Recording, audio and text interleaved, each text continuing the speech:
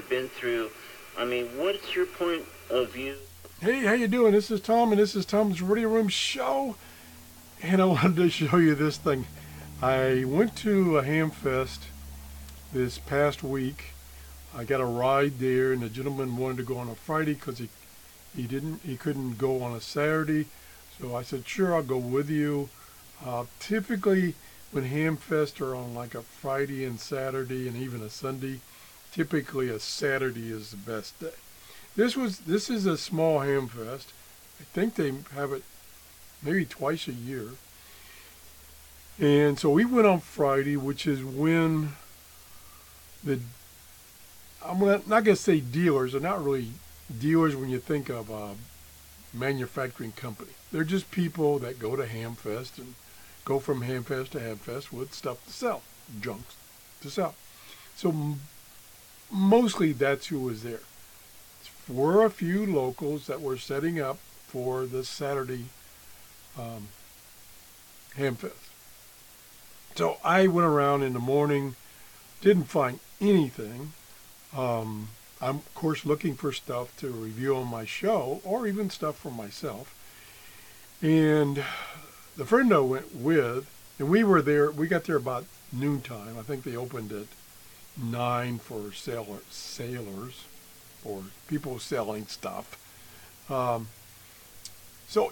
was the indoor part was fairly full, and then there was an outdoor section.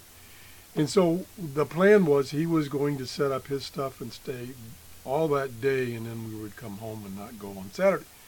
So I had plenty of time to look around, and after he got set up, he wanted to go look, so I sat at the table and watched the table.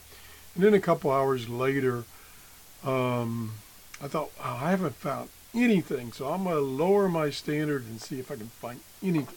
Well, I went to this one table, and the guy had like 3 tables, and he just had junk piled everywhere, just piled. And I found this thing. Now, what I look for when I'm looking for a radio like this is how many bands it's got. Because I'm not really interested in an AM, FM only radio. I want shortwave and then anything else you could throw in, weather band or whatever. Well, this has AM, medium, marine band, shortwave, FM, VH1, VHF1, VHF2. And so it covers, let me look at shortwave. Shortwave covers from 4 to 12. The VH1 covers from 110 to 136, so that's kind of the air band. And then the other one covers 148 to 174, so that is the very top end, and maybe not really the top end, of the ham band, 2-meter ham band, through the business bands, through the weather bands, no weather, and on up. Pretty good range. And this is, by the way, this is a Iowa AR158 6-band radio. These are the buttons here to select the bands. This is where the telescopic antenna was, but it doesn't exist. And then we got decals all over this thing. You can see. And then over here is the jack for the earphone. And nothing over here. And we have volume on off, tone, and tuning. And the first thing I noticed while I was there is that it's stuck down here on the bottom and it won't move very far. So I was like, I don't know. And so I asked the guy, no, the guy told me, he says, $5. I'm like, $5? Forget it. I said, I'll give you $1 for it. And he goes, okay. So it does have AC and a transformer built in, and here is the cabinet area for the batteries, and of course the battery cover is missing. So it's pretty much of a basket case, but I thought, man, for $1, I'll have $1 worth of fun just playing with it. And so this morning I opened it up. Well, I turned it on, and I was getting something, but I couldn't tune, which I can't anymore. Um, so I was getting something, so that was promising. So I opened it up. It was only like 4 screws, and you get to it. And I played with the tuning capacitor, which is over in this area right here. And ooh, that decal came off. Good. I'm going to get all this off eventually. Um, and if I held the string for the tuning, if I held it and put some pressure on it, then it would turn and it would go up. It would go. I didn't have to hold it to come down. It come down easy. But once it came down, it wouldn't go back up. So I put some cleaner in it and some lubricant to see if I could loosen it up. I'm sure that the dial cord has stretched and it doesn't have enough tension on it. It's a problem. I don't think I could replace the dial cord. That's too meticulous for me. But anyway, the reason I continued to work on it is I wanted to see if it was a good radio so that I could look for one that was working, completely functional, on eBay to get so I can do a complete review. So I got it working enough, and I did have this up higher on a station on the FM band, which was playing music, so I had to do my show over because I don't want to play music. And it was working fine. The audio quality was real good. It's got a pretty good size speaker here. And it tuned in good when I could tune it, and then now it's stuck back down the bottom again.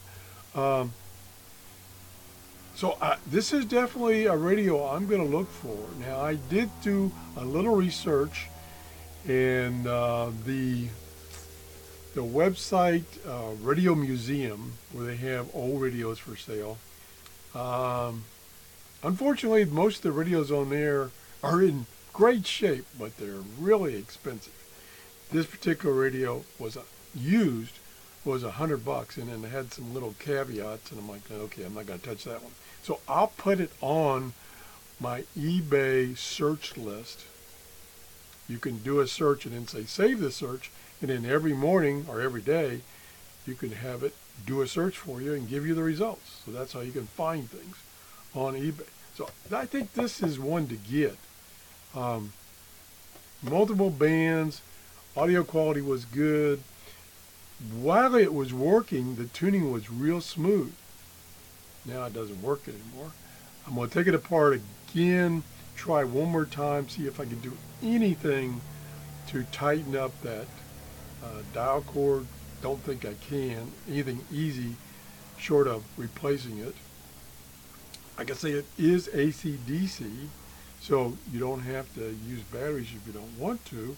And it's not a bad looking radio. It's got a nice metal handle. Pretty hefty. And I think I possibly can get it working properly, but I doubt this tuning thing. That's probably beyond me. I just don't have the patience anymore to fiddle with kind of restring it and all that stuff. So anyway, I just want to show you this radio. It's definitely been worth $1 just playing around with it. Let's see what it says on the bottom. Oh, FCC. Let me see. Let me just hold on a second. Let me check something on the internet. I think I saw some information about this particular one. Hold on, I'm looking back. It had the vintage. Okay, here it is. Okay, there's one for sale on Universal Radio, again used, and I thought this one told me how old it was, and it doesn't. And that particular one is only $52. Now, it's the radio has scratchy controls. I don't like this one. The dial is faded and the padding is worn off the handle. Well, this one didn't. I guess this one didn't have any padding on it. And the one in the picture I'm looking at, this is gray, where this is white. So it's slightly different. $51. It was in perfect shape. I would probably get it for $51. That says it's an AR-58. Let me see. Yeah, that's it. 158. There's also on the same website at AR-143 that sold for $15. It has long weight, AM, FM, and short weight. So it doesn't have as many bands, but that for $15, is it worked great? That would be a bargain. Okay, let me see. I still haven't found the one that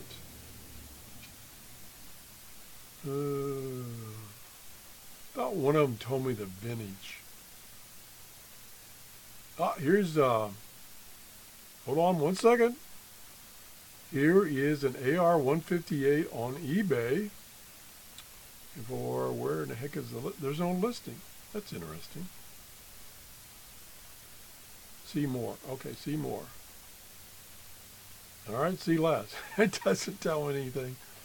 Oh, sold. It's already sold. Okay. So anyway, that's it. I just want to show you this. I did get some magazines, and that was about it. I kind of struck out. So anyway, have a nice day. If you enjoyed the show, please give me a thumbs up. Bye-bye.